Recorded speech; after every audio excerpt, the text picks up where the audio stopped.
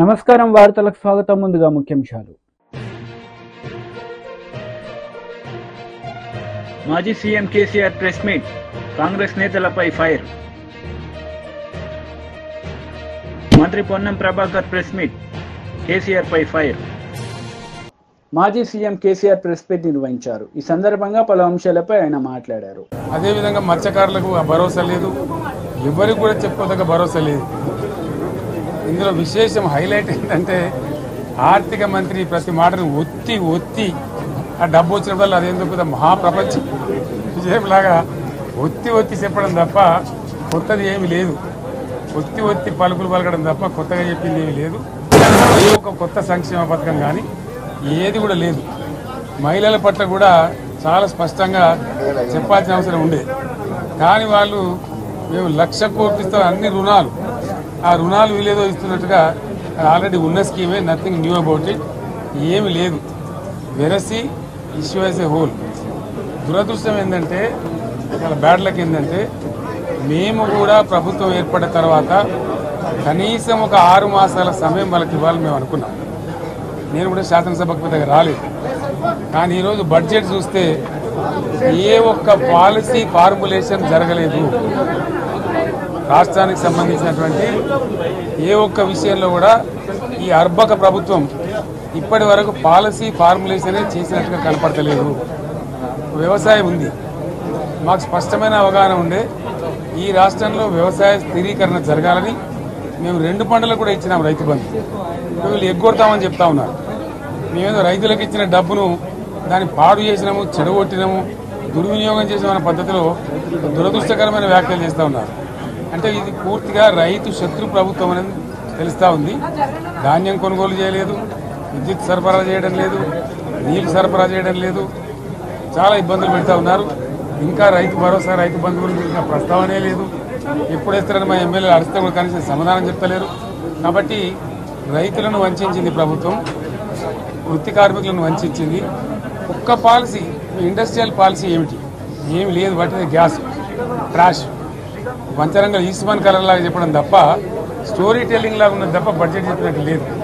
రాష్ట్రంలో వ్యవసాయ పాలసీ ఏమిటి, పారిశ్రామిక పాలసీ ఏమిటి, ఐటీ పాలసీ ఏమిటి, ఇంకా ఇతర అనేక పాలసీలు, పేద వర్గాలకు సంబంధించిన పాలసీ ఏమిటి అనే దాని మీద ఏ ఒక్క దాని మీద కూడా గ్యాసు ట్రాషే తప్ప, చిల్లర మల్లర ప్లాట్ఫామ్ స్పీచ్ లాగా ఉంది తప్ప అది బడ్జెట్ ప్రసంగం లాగా లేదు.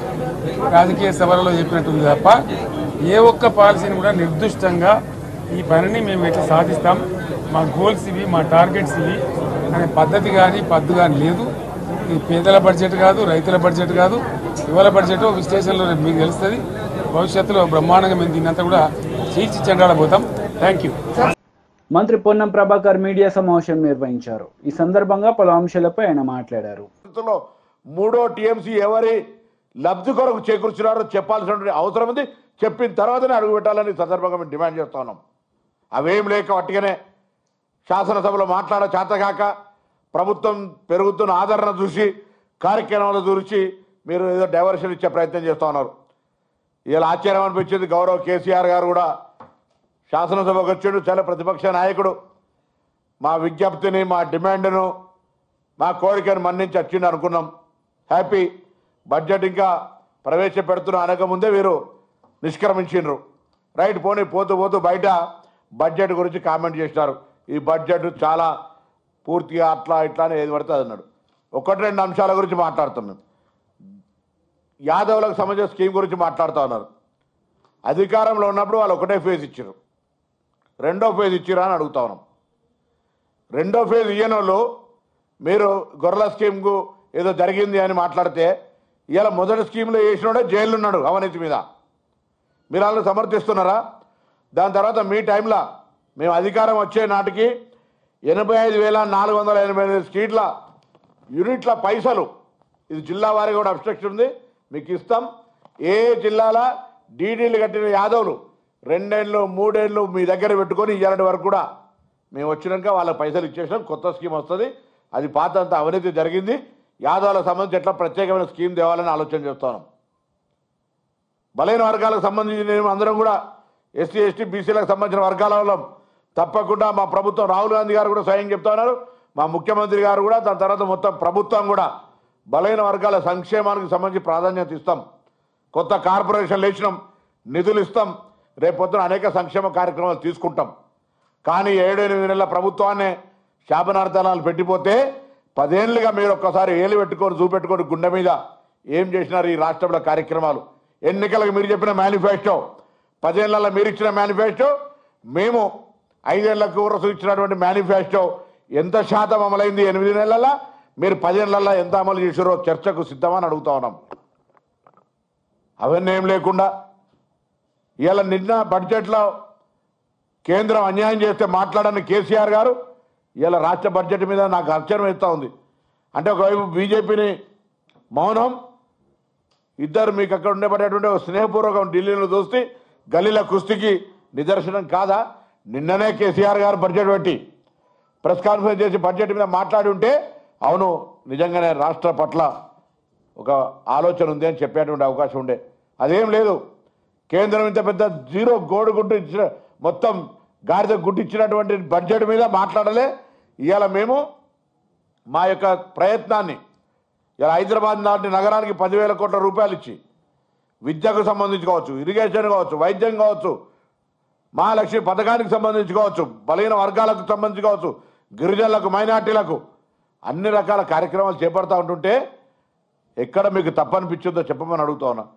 స్పెసిఫిక్గా యాదవులకు సంబంధించి స్పందించినారు కాబట్టి ఒకటే మీరు 3 దఫాలు ఇవ్వాల్సినటువంటిది ఒకటే దఫా ఇచ్చి 85,488 జీడీలు మీ ప్రభుత్వం ముడ్డి కింద పెట్టుకొని ఎన్ని రోజులు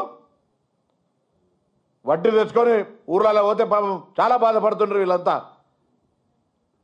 సో ఇటువంటి పరిస్థితులలో కేసీఆర్ గారు మీరు సభకు రావడం, ప్రభుత్వానికి ఏదైనా అనుభవం ఉన్నటువంటి ముఖ్యమంత్రికి సలహాలు ఇస్తే తెలంగాణ ప్రయోజనాల కోసం అందరం కలిసి ముందుకు పోయేటువంటి అవకాశం ఉంటుంది.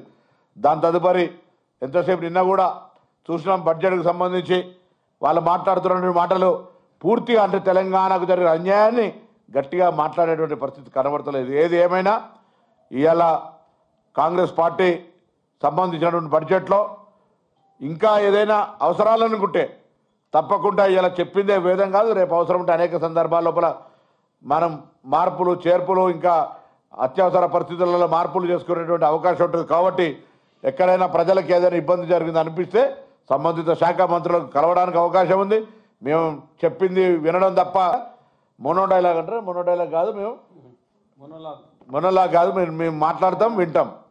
కాబట్టి ఆ దిశలో మా ప్రభుత్వం కొనసాగుతోంది.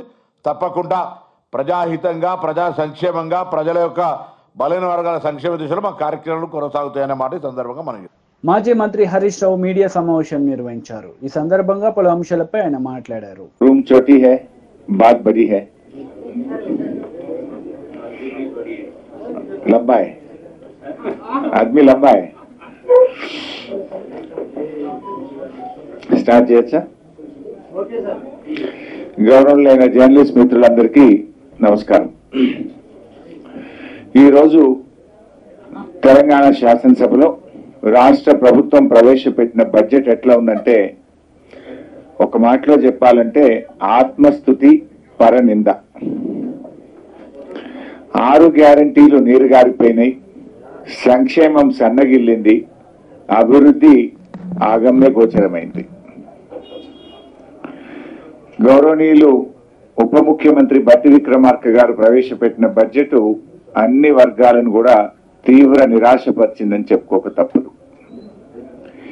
ఎన్నికలప్పుడేమో గ్యారంటీల గారడి, ఇప్పుడేమో అంకెల గారడి. శాసనసభలో బడ్జెట్ ప్రవేశపెట్టేటప్పుడు అప్పుడేమో బాండ్ పేపర్ మీద రాసిచ్చారు 100 రోజుల్లో 6 గ్యారంటీలు అమలు చేస్తామని.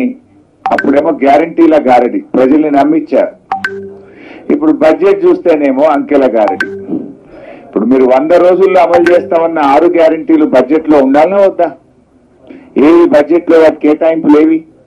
దాని ప్రస్తావన ఏది? ఎక్కడ కూడా ప్రస్తావన లేదు. అవ్వాతాతలకు ఇచ్చే 4,000 పెన్షన్ గురించి ప్రస్తావన లేదు. మహాలక్ష్మిలో ఇచ్చే 2,500 గురించి ప్రస్తావన లేదు. విద్యార్థులకు ఇస్తామన్న 5 లక్షల భరోసా కార్డు ముచ్చట లేనే లేదు. అంటే మొత్తంగా కూడా అందుకే నేను అనేది ఓట్ల ముంగట అంకెల గారిడి, గెలిచిన తర్వాత ఓట్ల ముందేమో గ్యారంటీల గారిడి, గెలిచిన తర్వాతనేమో అంకెల గారిడి. ప్రజలను గురిడి కొట్టించేందుకు, భ్రమలు పెట్టేందుకు భట్టి గారు చాలానే ప్రయత్నాలు చేశారు. నిజంగా చెప్పాలంటే మొదటి బడ్జెట్ కదా, ఈ రాష్ట్రానికి ఏమన్నా దశ దిశ ఇస్తారేమో అని ఆశించాం. కానీ ఇది దశ దిశ లేని బడ్జెట్, రాష్ట్రాన్ని తిరోగమన దిశలో నడిపేటువంటి బడ్జెట్. ఏడాదిలో 2 లక్షల ఉద్యోగాలు ఇస్తామన్నారు. 8 నెలలు అయితే అయ్యిపోయింది, 4 నెలలు ఉంది. దాని గురించి ప్రస్తావన లేదు, బడ్జెట్లో కేటాయింపులు లేవు. రాష్ట్రాన్ని అప్పుల కుప్పగా మార్చారని మరి మా మీద బుర్ర జల్లే ప్రయత్నం చేసినారు. మరి మీరేం చేశారు?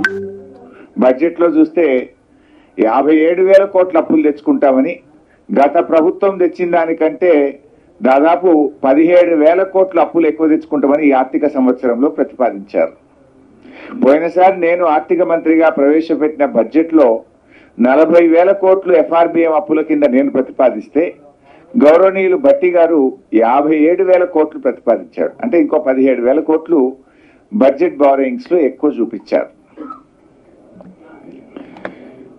ఇక ఈ బడ్జెట్ అనేటువంటిది బీజేపీ లీడర్ మీడియా సమావేశం నిర్వహించారు. ఈ సందర్భంగా పలు అంశాలపై ఆయన మాట్లాడారు. బడ్జెట్ ని చూస్తే కాంగ్రెస్ పార్టీ కేవలం ఎన్నికల సమయంలోనే కాదు, అధికారంలోకి వచ్చిన తర్వాత అధికారికంగా ప్రజల్ని మోసం చేసే విధంగా మాట్లాడుతుందని నిరూపించుకున్నది. రాష్ట్ర ఆర్థిక శాఖ మంత్రి, ఉప ముఖ్యమంత్రి గారు బడ్జెట్ను ప్రవేశపెడుతూ కొన్ని మాట్లాడినటువంటి మాటలింటే శాసనసభలో ఉన్నటువంటి మాకే ఆశ్చర్యం వేసింది. తెలంగాణ రాష్ట్రంలో ఉన్నటువంటి 63 లక్షల స్వయం సహాయక సంఘాల ద్వారా వివిధ బ్యాంకుల నుండి 1,00,000 కోట్ల రూపాయలు అప్పులు తెచ్చుకున్నారు. ఆ తెచ్చుకున్నటువంటి అప్పులకు మహిళా సంఘాలు వడ్డీతో సహా బ్యాంకులకు తిరిగి చెల్లిస్తాయి. దానికి ఆర్థిక శాఖ మంత్రి గారు బడ్జెట్ ప్రవేశపెడుతూ మాట్లాడతారు, 1,00,000 కోట్ల రూపాయలు మహిళా సంఘాలకు మేము ఆర్థిక సాయం చేసినాము అని అంటారు. మాకైతే అర్థం కాలేదు. ఆ మహిళా సంఘాలు బ్యాంకుల నుండి నేరుగా తీసుకున్నటువంటి అప్పులకు తెలంగాణ రాష్ట్ర బడ్జెట్కు ఏం సంబంధం ఉన్నదో ఈ రాష్ట్ర ఆర్థిక మంత్రి గారే సమాధానం చెప్పాలా. మరి అదేవిధంగా కేంద్ర బడ్జెట్ పెట్టిన తర్వాత నిన్న తెలంగాణ శాసనసభలో కాంగ్రెస్ పార్టీ ప్రభుత్వం వ్యవహరించినటువంటి ఇచ్చిన 6 గ్యారంటీలు అమలు చేయము కాబట్టి తెలంగాణ శాసనసభలో పెట్టేటటువంటి బడ్జెట్ తెలంగాణ ప్రజల బడ్జెట్ చూసిన తర్వాత కాంగ్రెస్ పార్టీపై, కాంగ్రెస్ ప్రభుత్వంపై ఎక్కడ తిరగబోతారో అనే ముందే ఒక భయంతో కేంద్రం మీద నెపం పెట్టే ప్రయత్నం చేసిండ్రు. 26,000 కోట్ల పైచలకు సాయం చేస్తున్నటువంటి త్రిపుల్ రోడ్, రీజనల్ రోడ్ మీద అంత గొప్ప సాయం చేసినా కూడా శాసనసభలో మాట్లాడరు, వ్యతిరేకంగా తీర్మానం చేసే ప్రయత్నం చేస్తారు. మరి ఈ రోజు తెలంగాణ రాష్ట్ర శాసనసభలో ప్రవేశపెట్టినటువంటి బడ్జెట్ మీద మీరే అనుకున్నట్టు ప్రజలు చెయ్యాలని భావిస్తే ఈ రాష్ట్రంలో ఉన్నటువంటి 33 జిల్లాలలో 31 జిల్లాల్లో నిరసన కార్యక్రమాలు తెలియజేసే విధంగా తెలంగాణ రాష్ట్ర బడ్జెట్ ఉన్నది. మరి అదే విధంగా బీసీల గురించి చాలా మాట్లాడాలి. మొన్న జరిగినటువంటి శాసనసభలో బీసీ గణన ఇప్పటి వరకు ఉన్నటువంటి పార్టీలు కానీ ప్రభుత్వం కానీ బీసీలకు న్యాయం చేయలేదు. మేము వచ్చినాం కాబట్టి బీసీలకు న్యాయం చేస్తాం, బీసీ గణన చేస్తామంటే మేము కూడా నిజమే అని అనుకున్నాం. నేను సంతోషపడ్డా ఒక బీసీగా. కానీ ఈరోజు బీసీల కొరకు ప్రవేశపెట్టినటువంటి ఈ తెలంగాణ రాష్ట్రంలో 56% ఉన్నటువంటి బీసీలకు 9,200 కోట్లు ప్రవేశపెట్టిండ్రు. అంటే దీని అర్థం ఏంటి? ఈరోజు సగభాగానికి పైన 56% ఉన్నటువంటి బీసీలకు ఈ రోజు మీరు పెట్టినటువంటి 9,500 కోట్ల బడ్జెట్ బీసీలపై ప్రేమ ఉన్నదో ఈ రోజు ప్రజలంతా కూడా అర్థం చేసుకు. మాజీ మంత్రి కేటీఆర్ మీడియా సమావేశం నిర్వహించారు. ఈ సందర్భంగా పలు అంశాలపై ఆయన మాట్లాడారు. ధాన్య భాండాగారంగా మారింది. భారతదేశానికే మరి పంజాబ్ను హర్యానాను తలదన్ని మరి నీటి సమృద్ధిని సాధించడం వల్ల వ్యవసాయ విస్తరణ కూడా అపారంగా జరిగింది. దురదృష్టం మరి మేడిగడ్డలో జరిగిన ఒక చిన్న సంఘటనను పట్టుకుని దానిని భూతద్దంలో చూపెట్టి మొత్తం కాళేశ్వరం ప్రాజెక్టే ఒక విఫల ప్రయత్నంగా చేసే క్రమంలో భాగంగా రేవంత్ రెడ్డి గారి ప్రభుత్వం గత 8 నెలలుగా లక్షలాది మంది రైతుల జీవితాలతో చెలగాటమాడుతా ఉన్నది. సరిగ్గా ఇదే రోజు పోయిన సంవత్సరం ఎక్కడైతే ఈ రోజు మేము నిల్చొని ఉన్నామో లోవర్ మానేర్ డ్యామ్ లో 12 పైచిల్కు టీఎంసీలు ఆనాడు అంటే సగానికి పైగా కెపాసిటీ ఆనాడు లోవర్ మానేర్ డ్యామ్ లో ఉండేది. సరిగ్గా ఇంకో 5 రోజుల తర్వాత పంపింగ్ అనేది టైం చేయడం వల్ల ఎల్ఎండి 24 టీఎంసీలు కూడా ఆనాడు మేము నింపి రైతుల గుండెల్లో ఒక భరోసా నింపగలిగినాం. కానీ ఈ సంవత్సరం ఇప్పుడే అధికారులతో మాట్లాడుతూ ఉంటే అధికారులు స్పష్టంగా చెప్తా ఉన్నారు, ఇప్పటికి 45% తక్కువ వర్షపాతం నమోదైంది ఈ సంవత్సరం. భవిష్యత్తులో సెప్టెంబర్ మాసం దాకా వర్షాలు కురిసే అవకాశం ఉన్నా దానికి గ్యారంటీ లేదు. కాబట్టి పంపింగ్ అనేది ఇంకా మేము నిర్ణయం తీసుకోలేదు అని అధికారులు చెప్తా ఉన్నారు. ఇవాళ అక్కడ లక్షల క్యూసెక్కుల నీళ్లు కిందికి పోతా ఉన్నాయి ప్రతిరోజు కిందికి గోదావరి నదిలో. మేము అందుకే మా పార్టీ యొక్క శాసనసభ్యులు శాసన మండలి సభ్యుల ఒక బృందం ఈ రోజు అసెంబ్లీ సమావేశాలు ఉన్నప్పటికీ అందరం బయలుదేరి ఇక్కడికి వచ్చి ఇక్కడ ఎండిపోతున్న లోవర్ మానేర్ డ్యాము, దానిపైన ఉన్న మిడ్ మానేర్ డ్యాము, ఆ పైన ఉన్న ఎస్ఆర్ఎస్పీ, అదేవిధంగా ఫ్లడ్ ఫ్లో కెనాల్ మీద ఉన్న వేలాది మోటార్లు ఇవన్నీ కూడా మరి చూడడానికి, అదేవిధంగా ప్రభుత్వాన్ని డిమాండ్ చేయడానికి రంగనాయక సాగర్ గాని, మల్లన్న సాగర్ గాని, కొండపోచమ్మ సాగర్ గాని, అన్నపూర్ణ రిజర్వాయర్ గాని వీటన్నిటినీ నింపినట్టయితే రైతుల్లో ఒక భరోసా నింపినట్టయితది. సాగునీటి విషయంలో ఒక పూర్తి స్థాయి స్పష్టత రైతులకు వస్తుందనే ఉద్దేశంతో మేము ఈ కాళేశ్వరం సిస్టంలోని రిజర్వాయర్లు, అదేవిధంగా పంప్ హౌజులు వాటి సందర్శనకు బయలుదేరి రాష్ట్ర ప్రభుత్వ దృష్టికి ముఖ్యంగా తీసుకుని ఒక్క విషయం రాదలిచినాం. రైతుల ఆందోళన చెందుతా ఉన్నారు. మీరు రాజకీయపరమైన కక్ష పెట్టుకుని ఇవాళ పంపింగ్ స్టార్ట్ చేయకుండా కాళేశ్వరం స్కీమ్ లో నీళ్లు ఇవ్వకుండా మళ్లీ రేపు ఒకవేళ ఈ తక్కువ వర్షపాతం నమోదైందని లేదా వర్షాలు పడలేదని తద్వారా రిజర్వాయర్లు నిండలేదని చెప్పి మీరు సాకులు చెప్పి రైతులకు రాష్ట్రంలోని మరి ప్రజలందరికీ నష్టం కలిగించే ప్రయత్నం ఏదైతే చేస్తున్నారో ఇది మంచిది కాదు.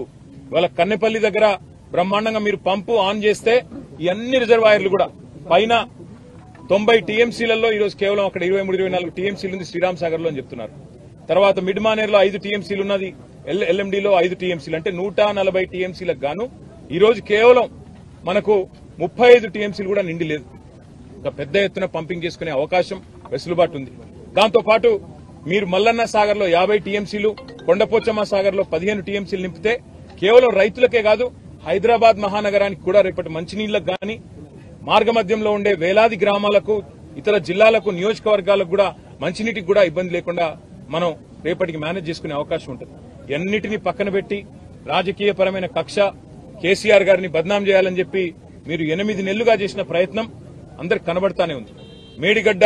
మేడి పండు అయిపోయిందని, మేడిగడ్డ ఏదో కొట్టుకపోతుందని, లక్షల కోట్లు కొట్టుకపోయినాయని మీరు చేసిన ప్రచారాలన్నీ ఉత్తివే అని చెప్పి స్పష్టంగా తేలిపోయింది. ఇవాళ మా శాసనసభ్యుల బృందం, మా శాసన మండలి సభ్యుల బృందం మేమందరం కూడా క్షేత్రస్థాయి పరిశీలనకు వచ్చి ఎండుతున్న రిజర్వాయర్లు, మండుతున్న రైతుల గుండెలు ఇవన్నీ శాసనసభ సమావేశాల్లోనే మీ దృష్టికి తేవాలన్న ఉద్దేశంతోనే మా పార్టీ అధినాయకులు కేసీఆర్ గారి ఆదేశం మేరకు, గంగుల కమలాకర్ గారి సూచన మేరకు మేమందరం కూడా రావడం జరిగింది.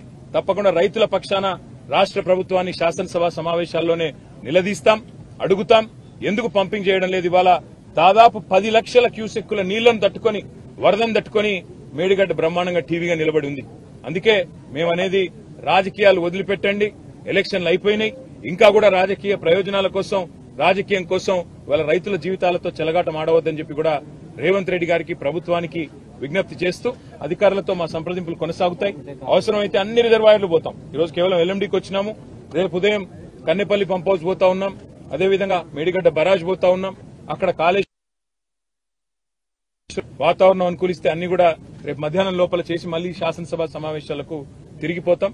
పాత్రికేయ మిత్రులకు కూడా విజ్ఞప్తి, దయచేసి రైతుల వెతలను, ఎండుతున్న రిజర్వాయర్లను కూడా మీరు కూడా దయచేసి ప్రభుత్వ దృష్టికి వచ్చే విధంగా మీరు కూడా ఈ అంశానికి ప్రాచుర్యం కల్పించాలి, ప్రచారం కల్పించాలని చెప్పి కూడా విజ్ఞప్తి. Thank you sir. అంటే ఇప్పుడున్న దశలో ఆ నీరు ఫ్లోటింగ్ ఉంది కదా, ఈ టైంలో పంపింగ్ చేసే అవకాశం ఉంటుందా? రేపు కన్నెపల్లి పంప్ హౌస్ ఈ టైంలో కాదు బ్రదర్, 40,000 క్యూసెక్కులు దాటితే ఎప్పుడైనా పంప్ చేయొచ్చు. ఇప్పుడు అక్కడ 10 లక్షల క్యూసెక్కుల. కాంగ్రెస్ నేతలు మీడియా సమావేశం నిర్వహించారు. ఈ సందర్భంగా పలు అంశాలపై వారు మాట్లాడారు. కానీ నువ్వు పొయ్యి పెట్టినావు, పొయ్యి మీద భగవాన్ పెట్టినావు, మరి మటన్ కావాలంటే మేకలు కావాలి కదా. ఆడ మేకలు ఉండే, మేకలు ఉండే, ఆడ మంట ఉంటుంది, భగవాన్ ఉంటుంది. ఇక గంట అవుతుంది, 2 గంటలు అవుతుంది, గంటలు అయిపోతుంటుంది. మనం ఇంకా ఇది ఉడుకుతున్నదేమో అని మనం అనుకుంటాం. ఆడ మేకలు లేవు, మటన్ లేయాడు, అది ఉడకదు. ఆయన గత 10 ఏళ్ల కాలంలో ఆయన బడ్జెట్ కూడా కేసీఆర్ మనము అనుభవించలేని యొక్క బడ్జెట్ని కేసీఆర్ 10 ఏళ్ల కాలంలో పెట్టిండు. సపోజ్ ఇప్పుడు లేనిది ఉన్నట్టుగా, రానిది ఉన్నట్టు చెప్పడం ఎందుకు? వాస్తవానికి దగ్గర ఉండాలి కాంగ్రెస్ పార్టీ. ఇప్పుడు నాకేమనిపించిందంటే, ఆడ బిర్యానీ పెడతా అని మేకలు లేకుండా బిర్యానీ తినబెడతా అని ఆశ పెట్టి ప్రజలను మోసం చేయడం కంటే తృప్తిగా మా దగ్గరకు ఇది ఉన్నది, ఇగో అన్నం పెట్టినాము భగవాన్ మీద, ఇంత ఒక కూరగాయ పెట్టినాము, ఇంత పప్పుచారు పెట్టినాము, ఇంత మజ్జిగ కడుపు చల్లగా ఉండడానికి, అంత అయిపోయినాక ఒక మైసూర్ పాకు. ఇది ప్రాక్టికల్, ఇది కాంగ్రెస్ పార్టీ బడ్జెట్, ఇది వాస్తవం. ఇది అందుకే సోనియా గాంధీ, రాహుల్ గాంధీ గారి యొక్క నాయకత్వంలో, మల్లికార్జున్ ఖార్గే గారి యొక్క నాయకత్వంలో జరిగిన ఎన్నికల్లో మొన్న 6 గ్యారంటీలు ఏదైతే చెప్పడం జరిగిందో, దాంట్లో సీఎం రేవంత్ రెడ్డి గారు, ఫైనాన్స్ మినిస్టర్, డిప్యూటీ సీఎం బట్టి విక్రమార్క గారు, ఎంటైర్ క్యాబినెట్ మినిస్టర్లు, కాంగ్రెస్ పార్టీ గవర్నమెంట్ ఈ 6 పథకాలు ప్రజలు కాంగ్రెస్కి అవకాశం ఇచ్చిన దాన్ని ఇవి అమలు చేయాలి అనే ఒక ప్రాధాన్యతలోనే ఈ బడ్జెట్ ఉన్నది అనే దానికి నేను ఈ ప్రెస్ మీట్కి రాకముందు అనేక మంది, ఒకరిద్దరు సీనియర్ జర్నలిస్ట్తో నేను మాట్లాడినా. పేర్లు చెప్పడం భావ్యం కాదు, కానీ నేను అడిగిన ఒక సీనియర్ జర్నలిస్ట్ నేను అడిగిన, ఏమడిగినానంటే, మీరు సీనియర్ జర్నలిస్టు, మీరు పార్టీలకు అతీతము, గత 10 ఏళ్ల బీఆర్ఎస్ బడ్జెట్కి ఇప్పుడున్న Congress party government CM Revanth Reddy బట్టి విక్రమార్క బడ్జెట్కి తేడా ఏంది అనంటే, ఆ సీనియర్ జర్నలిస్ట్ వారి పెద్ద అన్న మాట ఏంటంటే, నిజంగా చెప్పాలి అనంటే అది ఊహలకే పరిమితము, చేతికి అందుబాటులో లేని బడ్జెట్ గత 10 ఏళ్ళు కేసీఆర్ గవర్నమెంట్లో ఉండే. కానీ మీరు 6 ఏదైతే సోనియా గాంధీ, రాహుల్ గాంధీ గారు ఏదైతే 6 పథకాలు, రైతు రుణమాఫీ, 500 గ్యాస్ సిలిండరు, కరెంటుకు సంబంధించిన 200 యూనిట్ల ఉచితమైనది, లేదా తర్వాత అంచెలంచెలుగా నెక్స్ట్ 2500 మహాలక్ష్మి, ఇట్లా ఆ రోజు ఈ ఉచిత ఆర్టీసీ బస్సు ప్రయాణం మహిళలకు, ఇవన్నీ కూడా ఈ బడ్జెట్కు చేసుకునే విధంగా ఈ బడ్జెట్ కనబడ్డది. నాకు చాలా, నా అనుభవంలో గత 10 ఏళ్ల కంటే టోటల్గా బెస్ట్ బడ్జెట్ నాకు అనిపించింది అని ఒక సీనియర్ జర్నలిస్టు, నేను గాంధీభవన్ రాకముందు ఒక అరగంట మాట్లాడిన సందర్భాన్ని కూడా నేను కోట్ చేస్తున్నాను. ఇది ఈరోజు ఈ యొక్క 2024-25 సీఎం రేవంత్ రెడ్డి గారు, బట్టి విక్రమ గారి యొక్క ఈ బడ్జెట్ సంబంధి ప్రజాక్షేమం కోరి, ప్రజలకు అందుబాటులో, ప్రజల కోరికలు నెరవేర్చుకునే విధంగా, వాళ్ళ కష్టాలు తొలగించుకునే విధంగా కాంగ్రెస్ పార్టీ సోనియా గాంధీ రాహుల్ గాంధీ ఖార్గే గారు ఇచ్చిన మాటకు అనుగుణంగా సీఎం రేవంత్ రెడ్డి గారు భట్టి గారు పెట్టినటువంటి బడ్జెట్ అని కాంగ్రెస్ పార్టీ గాంధీ భవన్ ద్వారా చాలా స్పష్టంగా తెలియజేస్తుంది.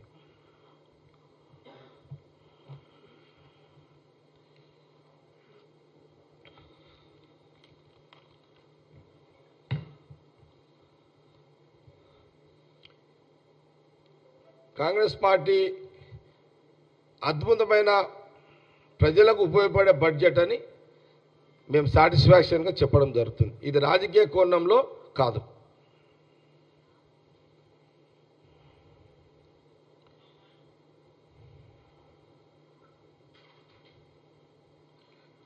వార్తలు ముగించే ముందు ముఖ్యాంశాలు మరోసారి. మాజీ CM KCR press meet, Congress నేతలపై ఫైర్. మంత్రి పొన్నం ప్రభాకర్ ప్రెస్ మీట్, కేసీఆర్ పై ఫైర్. ఈ వార్తలు ఇంతటితో సమాప్తం. తిరిగి ప్రసారమయ్యే వార్తల్లో మళ్ళీ కలుద్దాం. అంతవరకు సెలవు. నమస్తే.